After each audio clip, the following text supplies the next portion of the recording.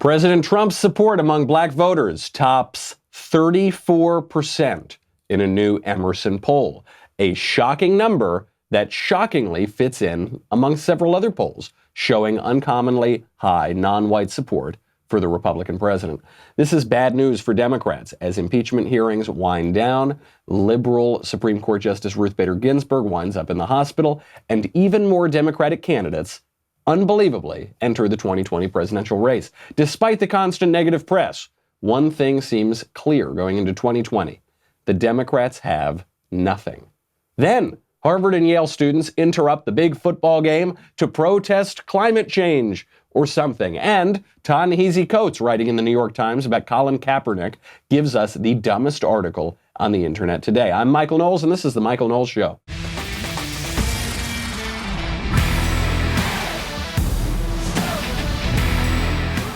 A lot to get to, and all of the stories back up and sort of prove things that I've been saying for weeks. So we have to get to them because you know how much I hate to say I told you so. We will be saying that a lot today. Some very, very good news for conservatives on the political front. First, I've got to thank our friends over at Ring. You know how much I love Ring. Why? Two reasons. One, Ring makes me feel safe, makes me feel like sweet little Elisa is safe. And two, Ring makes me feel like a real cool guy because I feel like I'm living in the future. This season can be a whirlwind of deliveries, visitors, and holiday travel. So it is the best time of the year to upgrade your doorbell and keep an eye on your home no matter where the holidays take you. Ring helps you stay connected to your home from anywhere. And I mean anywhere. So you can be in your bedroom and keep an eye on who's coming up to your door, who wants to get in, who wants to drop off a package or whatever. You can also be on a beach. You can also be at the office. You can also be on another continent. You can do it from anywhere. So if there is a package delivery or a surprise visitor, let's say your mother-in-law, you will be able to see, hear, and speak to them all from your phone. So if it's a delivery guy, you can say, okay, put the package down there. All right, thanks very much. And if it's your mother-in-law, you can stay perfectly silent and hope that she doesn't think that you're home. If you're on the go this season, whether it's across town or across the country, you can check in anytime for some much needed holiday peace of mind. I really like it. You know, I travel a lot. I'm on the road going to a lot of different schools and colleges and speaking events. Sweet little Lisa's a pretty good shot. I definitely wouldn't mess with her when she's got a firearm in her hands, but I want to feel extra safe. I want to know who is coming up to my door. And what's great is because of the two-way audio and video, and because it uploads to the cloud, even if the burglar steals your Ring, you'll be able to see the video and send it around to your neighbors and know who is coming to your house. As a listener, you have a special holiday offer on a Ring starter kit available right now. With a Ring Video Doorbell 2 and motion-activated floodlight camera, the starter kit has everything you need to start building a ring of security around your home, no matter what this holiday season brings. With Ring, you are always home. Just go to ring.com/Knowles, Knowles. That is ring.com/Knowles, Knowles. Additional terms may apply. All right. We've got a lot to get to here. Big polling news. And I think all of it combines the 30,000-foot takeaway. The Democrats have nothing. They've been blustering and blustering and blustering with impeachment, with the election, with everything, with the polling, with the demographics, with the suburban, with alt-right, and it just appears that they have nothing. I'm not saying that Democrats won't win in 2020. They might. But what I am saying is that the Democrats don't think that they're going to win in 2020. Why? Some really, really bad news came in yesterday for them. Trump is doing historically well among non-white voters, according to polls. Now, I want to remind you, some people said months and months ago, and now I guess years ago, Trump is doing well among black voters and Hispanic voters. I was one of those people. Candace Owens was one of those people. And the left and the independents and the really smart guys on TV in the jackets and ties who know everything better than we all do, they said that's a joke, that's a farce. There's no way Trump is gaining any support among minority voters. You're just imagining it. It's wishful thinking. And I kept an open mind. I said, okay, I guess we'll see how it plays out closer to the election. Turns out, according to multiple polls, Trump's support among non-white voters is significant. I mean, much, much higher than usual. That's not to say he's even close to getting a majority of non-white support, because historically that's just not what happens for Republicans, but he's doing very well. So according to this new poll from Emerson, Trump has 34.5% support among black registered voters. During the Obama era, 90%, 92% voted for Barack Obama. And historically speaking, it's upwards of 90% that vote for the Democratic candidate, 85 to 90%, and then maybe 10% votes for the Republican. This is in 2016. Compared to 2016, we've got 8% black support for Trump. Now it's up possibly to 34.5. You should take the poll a little bit with a grain of salt. This was a poll of 1,092 registered voters, but it was taken just this month, November 17th to the 20th. The same poll taken last month showed that Trump's support was 17.8% among blacks. So it's increased pretty dramatically. Why could that have happened? Well, one, we've seen a lot of Trump in the impeachment hearings, and impeachment hasn't really shown any new information.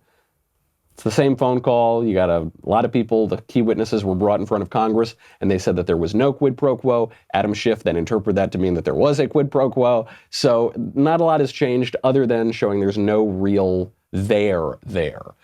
Why else? There have been a lot of Democratic candidates who have come across the stage. We've had a number of debates, and they're pretty weak. It's a weak field. Don't take my word for it.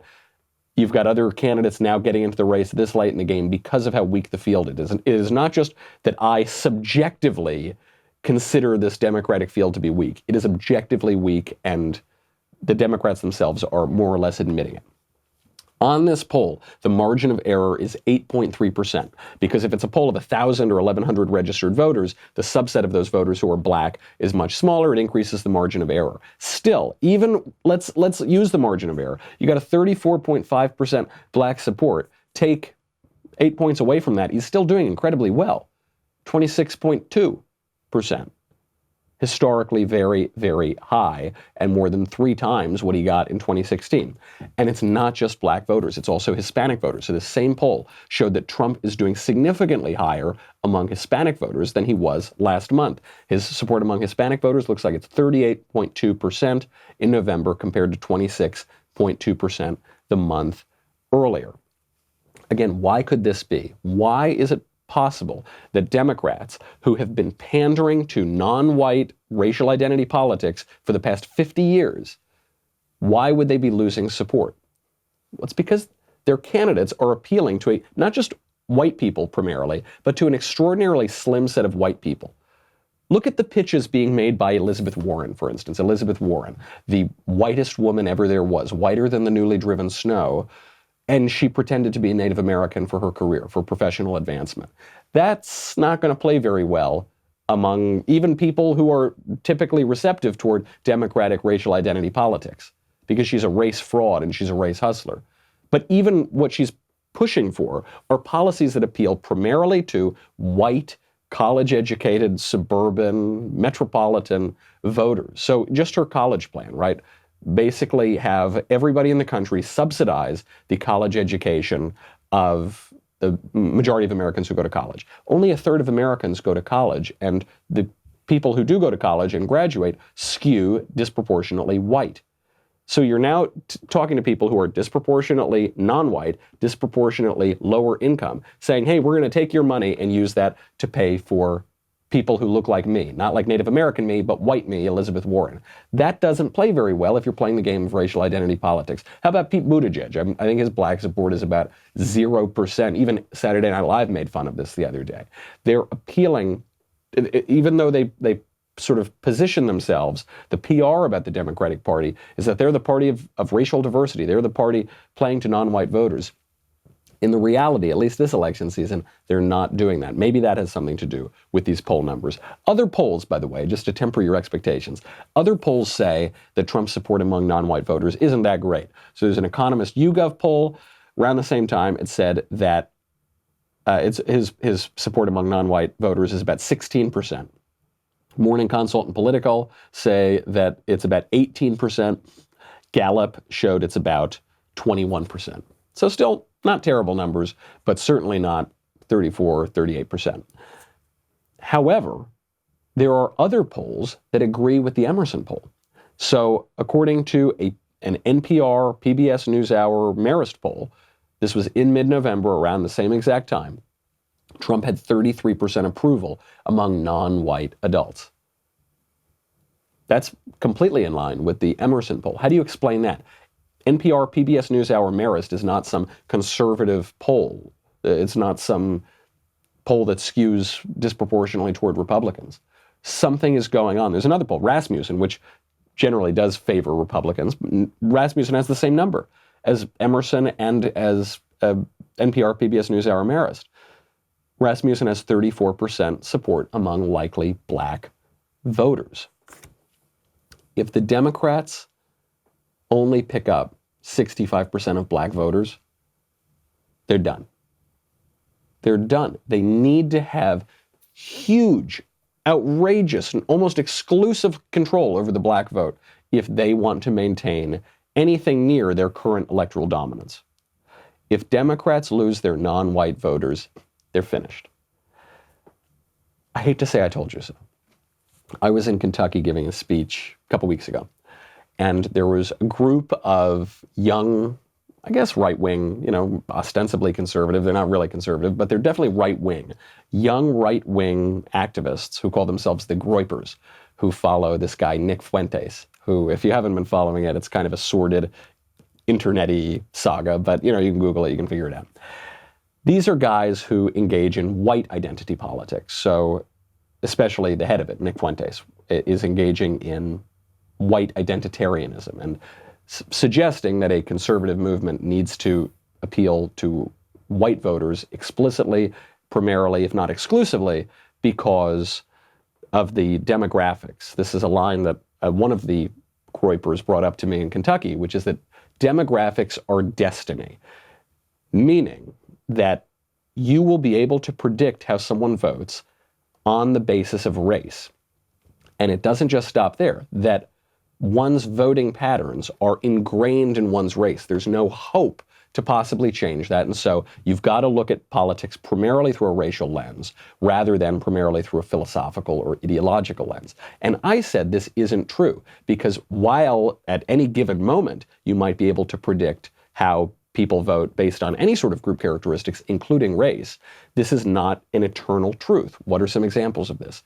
In the 1930s, black people voted for Democrats and Republicans at about the same rate. This pattern persisted until about the mid-1940s, and then around 1947, 1948, right when President Truman, by the way, integrated the Army, then you saw this shift that begins to go toward the Democratic Party. Then throughout the 1960s, when Democratic presidents JFK and LBJ get credit for civil rights acts, all of a sudden you see this real dominance on the Democratic Party.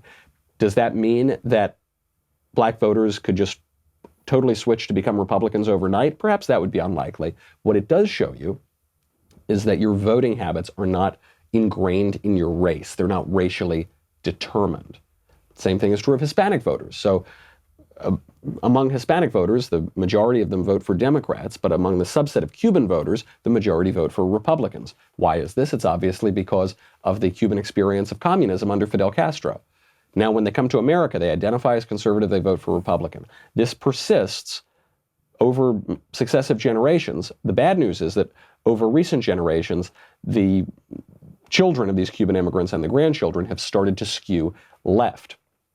Again, that's bad news, even though they still do vote for Republicans generally. What does that tell us? It tells us that voting habits are not racially determined, and they're not even determined by immigrant status because of this irony among Cuban Americans, where the grandchildren who were born in America, they're American citizens, are more likely to vote left-wing than the immigrant grandfathers. Same race, right? So it's not racially determined, not even immigrant determined, because the immigrants are more likely to be conservative.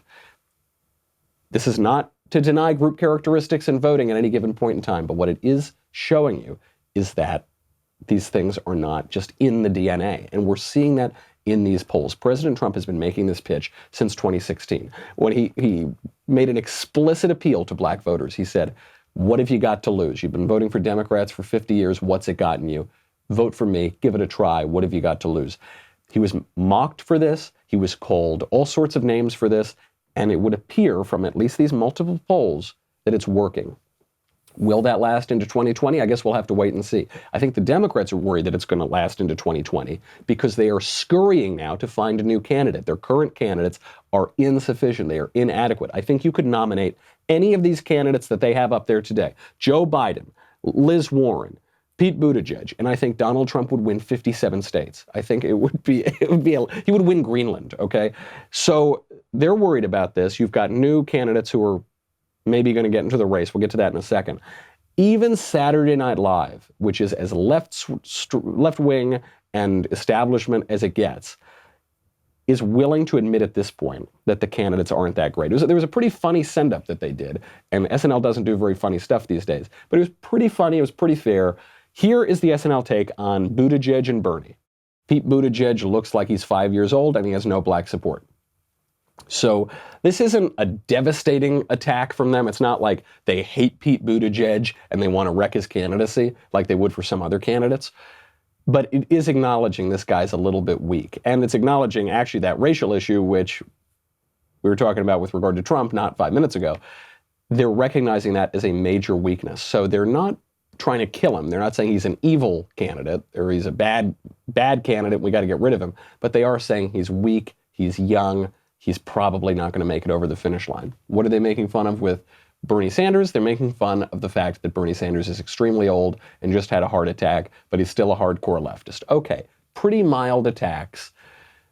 Then they move on to Kamala Harris and Cory Booker. So Kamala Harris, they're basically discarding. They're saying she's not a serious candidate. She needs a GIF to break away. She needs a viral moment, otherwise she's going nowhere. Then Joe Biden, they say he's just kind of losing his marbles and he's saying things that are considered offensive. He's old. He's past his prime, not just in terms of his age, but also ideologically. Cory Booker, same thing, that Cory Booker is this sort of race-pandering candidate who is trying a little too hard. He's always bringing up black churches. He's really trying to harp on that aspect of his candidacy, but it's not really playing well. It's coming off as disingenuous. He's not, at his heart of hearts, an identity politics candidate. If he were really running to be the sort of candidate that would give him the best chance of becoming a nominee, it would be more unifying. It would be more moderate. It would be more honest. It would be more earnest. Then they get to Joe Biden and Tulsi Gabbard. The attacks get even harsher. So with Joe Biden, they're going after him harder than they have in the past. That he's not just losing it, that he's not just past his prime ideologically and physically, but that he's also a liar, too. He's a liar. He's making up stories. He made up the story about Corn Pop, and the way that they're satirizing this is by saying that he's one half of Harold and Kumar going to White Castle. Now, it's not a fatal attack. It's not a devastating attack, because they still make him likable while he's telling the story. They're kind of hedging their bets on whether or not Joe Biden's going to get the nomination. Frankly, I am, too. They reserve their real twist-the-knife attack for Tulsi Gabbard. They are saying explicitly she's a villain, she's a bad person, she gains strength on the weakness and fear of her victims. So they really don't like Tulsi Gabbard. Okay. Other than the Tulsi hit, they're all sort of light little jabs, but they're not exalting any of the left-wing candidates as they have done in the past. SNL, historically, picks a candidate and doesn't get any real attack in on them. I mean, think about how they satirized Hillary Clinton in 2016. The only thing even nearing an attack they made on her was that she should have endorsed redefining marriage earlier. Other than that, it was all really light stuff. And then when she lost, Kate McKinnon, who played Hillary Clinton, cried at a piano. I think she was playing Hallelujah. It's just so sad and so pathetic. But what's strange in this election cycle is they're now starting to tell jokes about all of the candidates. Early on, the candidate they really weren't going after, they were exalting her in almost exactly the same way that they did to Hillary Clinton, was Elizabeth Warren. But after Elizabeth Warren's debate performance, they actually got in the real hit on her. They made a joke about how she lied about her Native American ancestry. This hit still has a lot of the elements of the typical Saturday Night Live's favorite candidate hit, but it's got a little twist at the end. So before the Mays comment, before the Native American comment, what are they making fun of her for? They're making fun of her for being overambitious. Oh yeah, that's a good one. They're making fun of her for being too prepared. Yeah, okay, that's a good one. They're making fun of her for being kind of like mom at Thanksgiving. She's kind of like mom. That's supposed to be an attack. I mean, it's like in a job interview when you go in and they say, what's your biggest weakness? And you say, I work too hard, as though that's a weakness. I'm too dedicated to my job. Yeah, that's a weakness. So that's how SNL typically attacks their favorite candidate. They say, she's too good. She's too smart. She's too prepared. And they're still doing that because Liz Warren is still their favorite candidate. But now they're willing to actually make the joke. Sort of.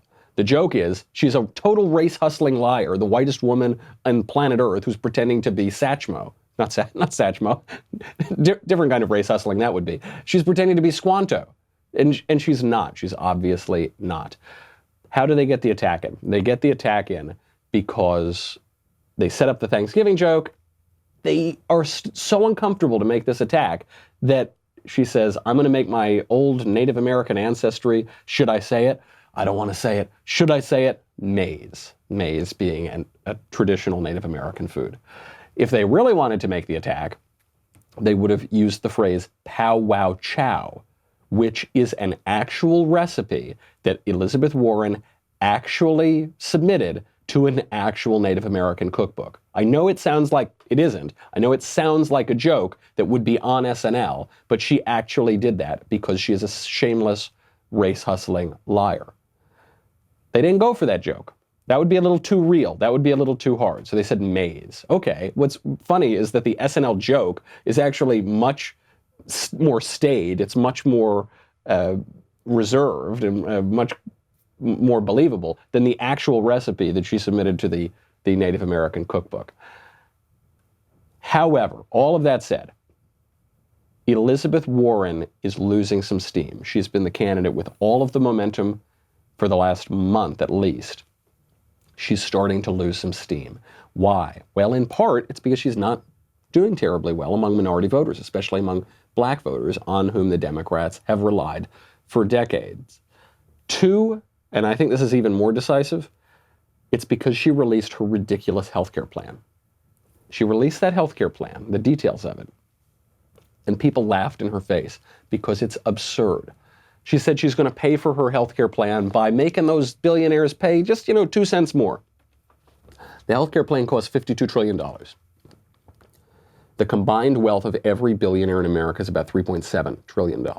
So you get about 65% of the way through the first year of her healthcare plan. Even if you rob every billionaire of every penny he's got, you still have nothing left 65% into the first year of that healthcare plan. What do you do then? It's completely unserious, and you've now got more serious Democrats looking at her and saying, nope, she's not the one. That's the donor class, that's the operative class, that's the big boss class, because don't forget, the Democratic Party is controlled by party bosses. That was true back in the days of Boss Tweed and Tammany Hall, and it's true now in the day of superdelegates. So her star is beginning to fade. You're seeing that reflected on Saturday Night Live. And in all of this, you have the answer to a question that nobody was asking, Mike Bloomberg officially declaring that he is running for president as a Democrat. That's what the Democrats want, a billionaire ex-politician who hasn't been in politics for years and years, who is absolutely moderate compared to this field. That's what the Democrats want. I don't think so. We'll go through his pathetic announcement video, and then we will get to some news from Ruth Bader Ginsburg and the game, the Harvard-Yale football game. But first, I got to say goodbye to Facebook and YouTube. If you are craving more of my mellifluous tones, then you have not been listening to Another Kingdom. Maybe you have been, but you want more Another Kingdom. Another Kingdom is Andrew Klavan's fantasy podcast, and it's performed by me. It's the last job I'm ever going to get in Hollywood because, the rest of the town, not so much on my political views, not so happy about them.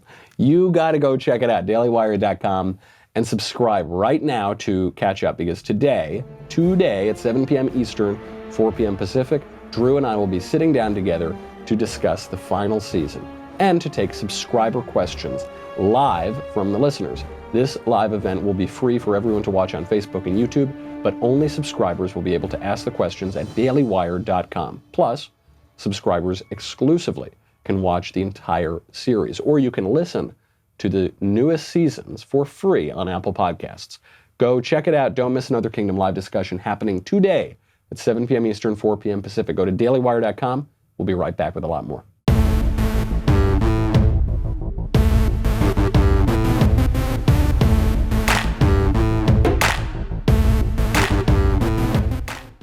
It's like that meme that goes around on Twitter. You say, nobody says nothing. Literally nobody says nothing. Mike Bloomberg says, I'm running for president as a Democrat. He is the answer to the question no one was asking. But it's actually not quite fair. There is a question right now of, is there a Democrat that can beat President Trump? Because this entire field of what was once about 25 candidates has not been able to rise to that challenge. Now, of course, Mike Bloomberg cannot beat Donald Trump for president. Mike Bloomberg, I'm not sure that he would win any states if he somehow, I mean, I guess he would win New York or something. I don't know. It depends how this race shakes out. It would be very hard to imagine a world in which Mike Bloomberg is elected president of the United States. He's wanted to run for decades. He's been trying to run since 2008, at least. He's now officially doing it. He'd made moves to try to do it, to register in certain states. He has now announced his campaign. I think he's probably the least appealing candidate in the race, but you've got to see how he's pitching his candidacy, because what his campaign pitch shows is that the Democrats, the left, are even more disconnected from the reality of politics in the Trump era than we thought. Because at first, we've just been seeing this insane leftward lurch among the Democratic candidates, which is likely to doom them in the general election. That's been the sort of fantasy of politics that they've been engaging in so far. But what we see here in the Mike Bloomberg campaign pitch is that they're deluding themselves in an entirely different way. Here's Bloomberg. Mike Bloomberg started as a middle-class kid who had to work his way through college, then built a business from a single room to a global entity, creating tens of thousands of good-paying jobs along the way. He could have stopped there. But when New York suffered the terrible tragedy of 9/11, he took charge, becoming a 3-term mayor who brought a city back from the ashes and brought back jobs and hope with it. Okay. Huge mistake right off the bat. First of all, Mike Bloomberg's a very impressive guy. I mean, he built his business up from nothing to become a dominant force in both media and finance. He's a very sharp, very impressive guy. He was an okay mayor of New York. I mean, I'm a New Yorker, was in New York when he was mayor. Giuliani was much, much better. Giuliani is probably the greatest mayor in the history of New York, maybe one or two exceptions. Mike Bloomberg lived off the fumes of Giuliani's New York, and then he added a bunch of stupid nanny state regulations, like you can't drink sodas, you can't drink big gulps, and you can't smoke in public, and so it was kind of annoying. Can't smoke in bars. He was a kind of annoying mayor of New York, but he was fine. He managed it well enough. He's much better than the Bolshevik currently in Gracie Mansion in New York. Now, the mistake he made is describing his political career, which at this point was centered around 2001, 2002. It's 18 years ago. What it's reminding voters is that he's old. And he's not going to convince voters that he got New York through 9/11. He didn't. Everyone knows that Rudy Giuliani got New York through 9/11. That's how he became America's mayor. And guess what? That strategy didn't work for Giuliani 12 years ago. Remember? Giuliani ran for president in 2008, so he's got his campaign going in 2007, and his whole campaign was, I was mayor during 9/11. Joe Biden made fun of him. Joe Biden said that a Rudy Giuliani sentence includes a noun, a verb, and 9/11. And even then, what it showed voters was, this guy's kind of old news. Because even in 2008, 9/11 was 7 years prior. They said, okay, that's kind of an amazing thing that he did, but that was just one data point, and it's kind of old. Now we're so many years later, not a good strategy. If it didn't work for Giuliani, it's not going to work for Bloomberg. And it reminds people that he's old and he's washed up, politically speaking. You got to remember, Mike Bloomberg is 77 years old. He's 9 months older than Joe Biden. He is an old man. He seems much more with it than Joe Biden, that's for sure. But again, it's sort of damning with faint praise. Bill Weld, who was running for mayor or for president against Donald Trump in the Republican primary. I don't know that he's still in it. He might be. If he is or he isn't, it doesn't really matter. Bill Weld launched his campaign by saying, Bill Weld was the governor of Massachusetts in like the 1840s. So, he was governor of Massachusetts in the early 90s. And you see that. And first of all, you see in the pictures that this guy is so much older than he was when he was governor. And you also think he's so past his prime. The political issues we're talking about today are completely different from the issues that we were talking about then. Not a good start. Bloomberg then goes on to make the pitch on his policy platform.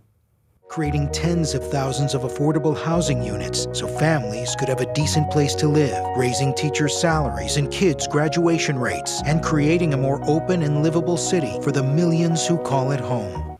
Open and livable city, and when he's saying that, he's holding a gay pride flag, walking in ostensibly a gay pride parade. This raises the question, who is Mike Bloomberg's constituency? He's making the same mistake that all billionaires make.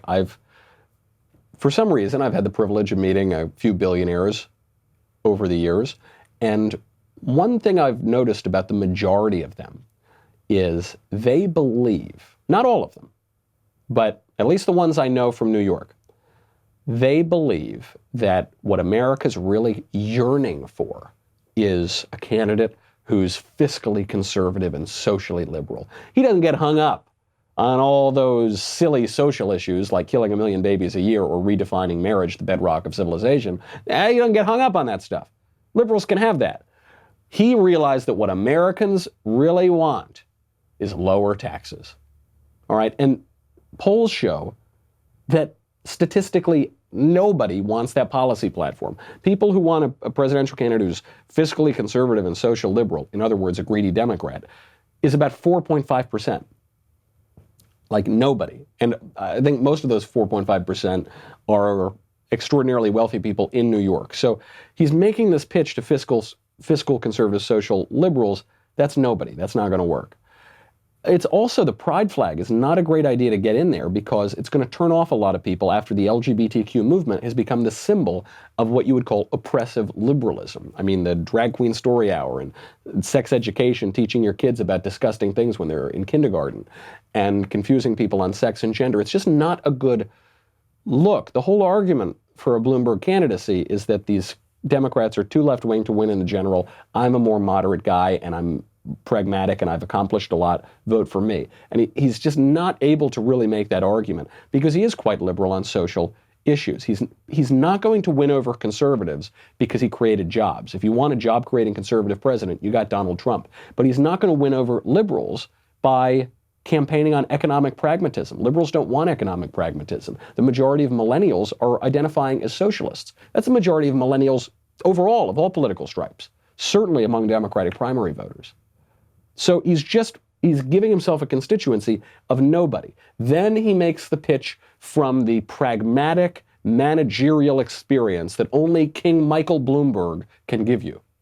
He could have stopped there, but when he witnessed the terrible toll of gun violence, he put his money where his heart is, helping to create a movement to take on the NRA and the politicians they own, to protect families across this country and help turn the tide. And he's funded college educations for thousands of deserving low-income and middle-class kids, and supported life-saving medical research, and stood up to the coal lobby and the outright denial of this administration to protect the only home we have from the growing menace of climate change.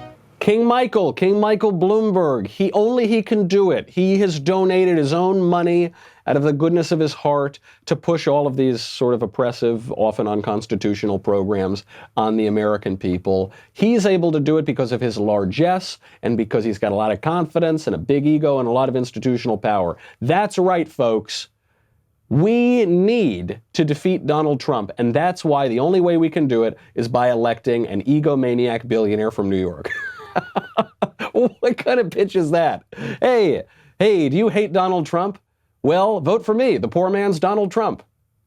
Hey, do you guys come give me a break? And then you get the final pitch of this, which is actually on the ideological plane. This is where it all falls apart. Here's the last thrust. If Bloomberg didn't win you over so far, maybe he didn't.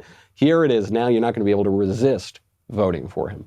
But now he sees a different kind of menace coming from Washington. So there's no stopping here. Because there's an America waiting to be rebuilt, where everyone without health insurance is guaranteed to get it, and everyone who likes theirs can go ahead and keep it.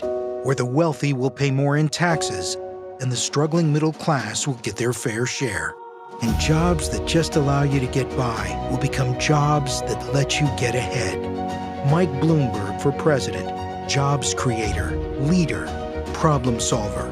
It's going to take all three to build back a country. This is so lame.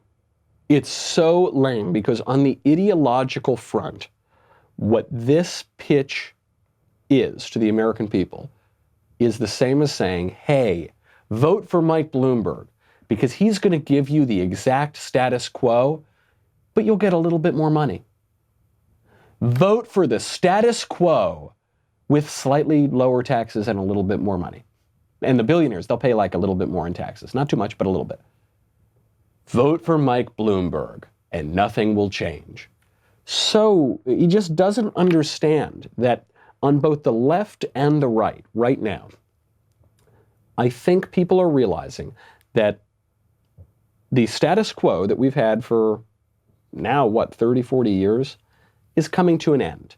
The status quo, you could call it whatever you want. Call it neoliberalism, call it the post-war consensus, call it the post-Cold War consensus, call it whatever you want. That's coming to an end because it's created some new, it was great, worked out for a long time, and now it has created some new problems that a new generation of politicians are going to have to address. Problems caused by mass migration. Problems, if you're on the left, that you would call wealth inequality or climate change or what, right? These problems, whether they're real or imaginary, these are the problems that are the result of the very politics that Mike Bloomberg is trying to preserve. And nobody is going to go to the polls because Mike Bloomberg says that wealthy people are going to pay a little bit more in taxes. Nobody is going to go to the polls because Bloomberg says you're going to get a little bit of a raise in your same job that you don't really like. You're going to get a $2 raise or something. That is not going to convince anybody. But Democrats have nothing else. That's all they can think of because their radical politics are extraordinarily unpopular. Whereas President Trump's radical politics are pretty popular. He's talking about issues that people care about. The negative effects of mass migration, the negative effects of unfettered free trade and mortgaging our country out to China, giving them all of our manufacturing and having them buy up all of our debt. He's addressing real problems with relatively more popular solutions. Puts the left in a bad position. I mean, just look at the hysteria over the weekend because Ruth Bader Ginsburg was in the hospital. Justice Ginsburg, who is, a little long in the tooth. She's a woman of a certain age, we will say, and she's had a good life and a good career. The left is pinning all of their hopes on her. So when she was admitted to the hospital for fever and chills, they lost their mind. She was trending on Twitter. If your entire political program hinges on an elderly Supreme Court justice, and you've got pretty much no other hope and nothing else to offer the American people, you are in serious trouble. And it was so ghoulish, it was so ghastly. Because think about what they're really saying. The whole trend about Ginsburg can't die, she can't die before Trump leaves office, she's got to stay there, please put her on life support. The whole point of that is so that the left can keep killing 1 million babies a year. That's it. That's what it's all about. It's only about Roe versus Wade. We see this throughout every Supreme Court confirmation hearing. All they care about is still being allowed through a completely fictional constitutional right to kill 1 million babies per year.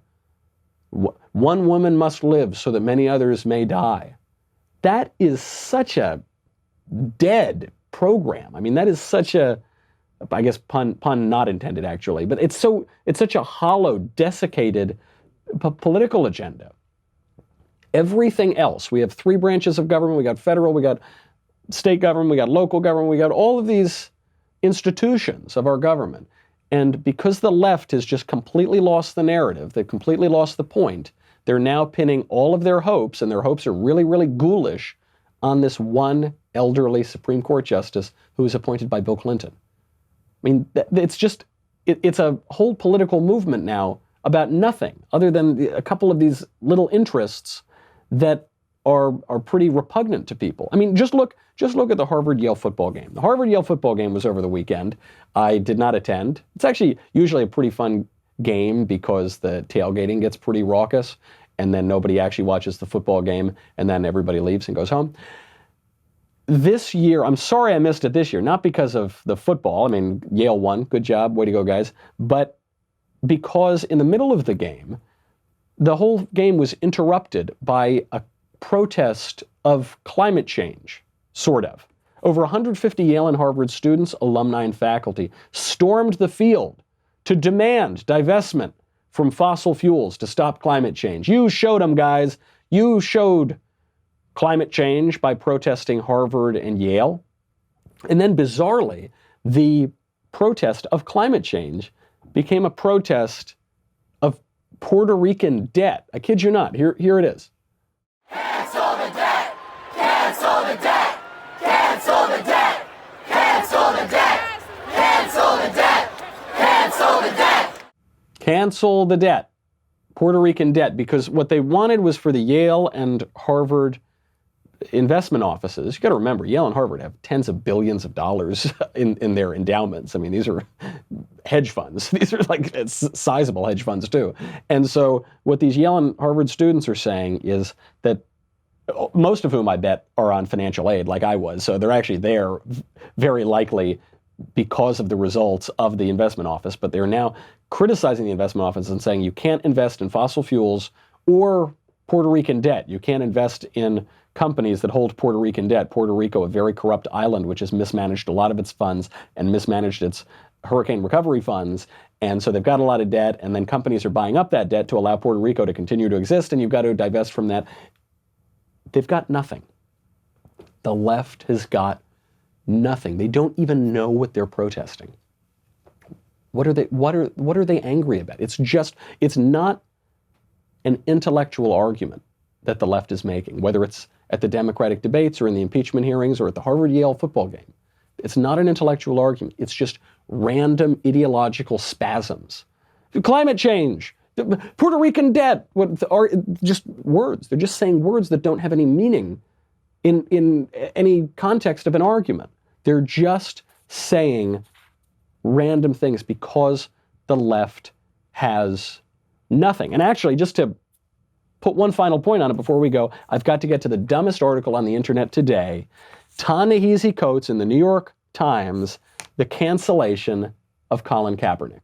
The long and short of it is, Ta-Nehisi Coates, a MacArthur genius, the guy who wrote about why we need to give the descendants of black slaves reparations in America, that guy is saying that Colin Kaepernick has been a victim of cancel culture, and this is a terrible, awful thing, and it doesn't make any sense. Here's the essence of his argument.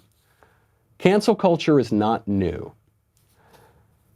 Any sober assessment of the history of America must conclude that the present objections to cancel culture are not so much concerned with the weapon as the kind of people who now seek to wield it. Quote, until recently, cancellation flowed exclusively downward from the powerful to the powerless.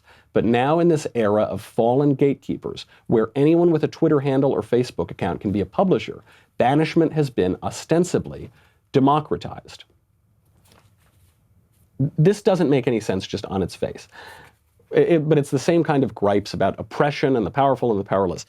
By definition, cancel culture will flow from the powerful to the powerless, whether it's flowing from a corporate executive or from the Democratic social media mob.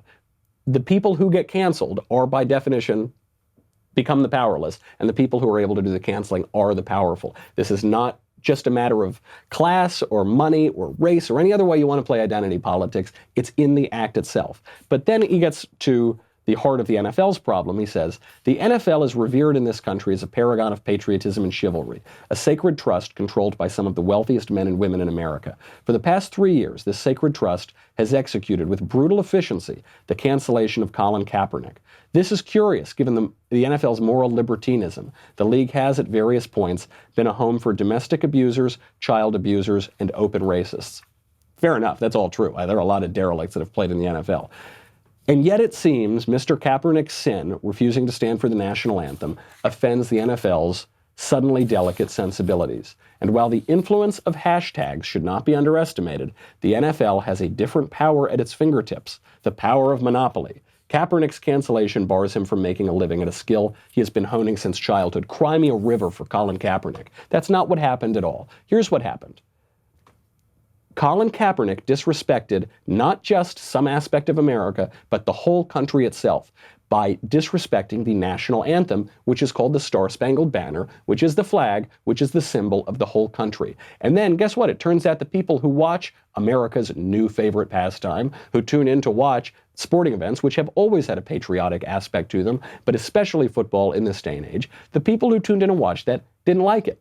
They don't like it when you disrespect their whole country. And so they didn't want to watch him, and Colin Kaepernick lost that job. And then he made millions of dollars with Nike, pitching sneakers, and trying to get Betsy Ross canceled. That is not an aspect of cancel culture. It is actually a demonstration of the cause of so much of our social strife, which is you've got multi-millionaire Colin Kaepernick, who played in one of the most elite professions you can possibly be employed in, being the subject of writing by Ta-Nehisi Coates, a man who has lived an unbelievably luxurious elite life, won the MacArthur Genius Grant, writing in the New York Times, best-selling author. And all these two guys can do is complain and pretend to be victims. Yale and Harvard students at one of the most elite sporting events in the world, the Yale-Harvard football game. All they can do is complain and pretend to be victims. Those candidates up on the Democratic stage, all they can do is pretend that, woe is me, everybody's a victim, everybody's being oppressed. It's just BS. People know that that isn't true. Even the New York Times comment section was making fun of Ta-Nehisi Coates for this column.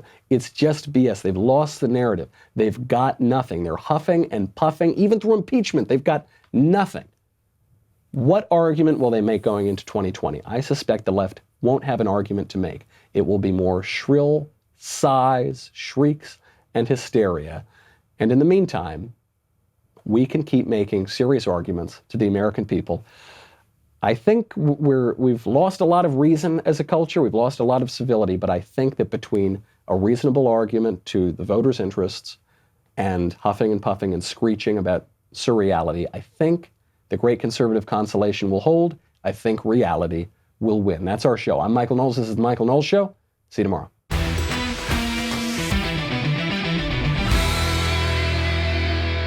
The Michael Knowles Show is produced by Rebecca Dobkowitz and directed by Mike Joyner. Executive producer, Jeremy Boring. Senior producer, Jonathan Hay. Our supervising producer is Mathis Glover. And our technical producer is Austin Stevens. Assistant director, Pavel Wydowski. Edited by Danny D'Amico. Audio is mixed by Mike Coromina. Hair and makeup is by Jesua Olvera. And our production assistant is Nick Sheehan. The Michael Knowles Show is a Daily Wire production. Copyright Daily Wire 2019. On the Matt Walsh Show, we're not just discussing politics. We're talking culture, faith, family, all of the things that are really important to you. So come join the conversation.